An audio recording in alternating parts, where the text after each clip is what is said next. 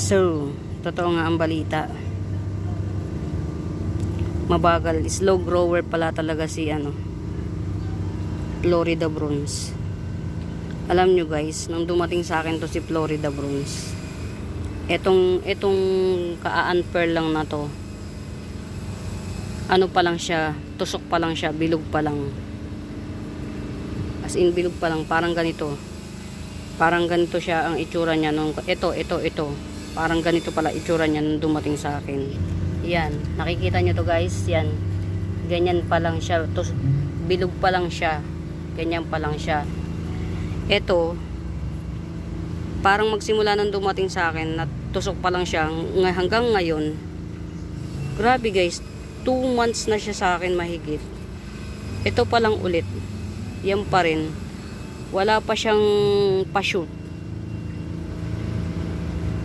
Itong nasa loob na to, hindi ko alam kung may laman o ano. Ayokong kalkalin kasi sa sobrang makalkal ko guys, minsan yung halaman na nahaharas sa akin, nai-stress. Yung makalkal, mahawak. Yung golden calkins ko nga yata, sobrang hawak-hawak ko, dalawang dahon yung nalagas. Pero old leaf naman yun. Pero sana naman mabuhay, magtira.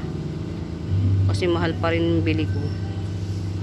Yan, share ko lang. Ito si matured form na niya. Pag matured na yung dahon niya, yan, ganyan niya siya.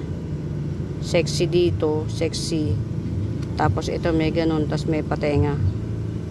Ito yung matured form niya. May nag-isang matured. Yan.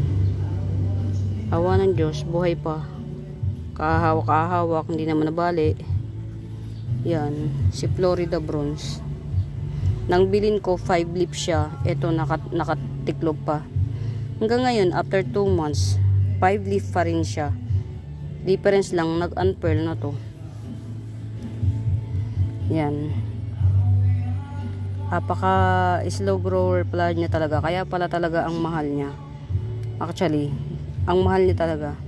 Ang tagal bago mo siya mabuhay. Tapos, pagka daw ito kinakat, yung chance na mabuhay siya, hindi 100%, mga 60 to 40.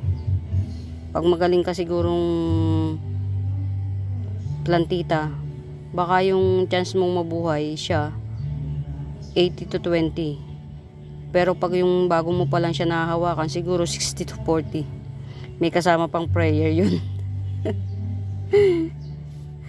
Yan, text ko lang update ni Florida Bronze. Ang aking magandang Florida Bronze.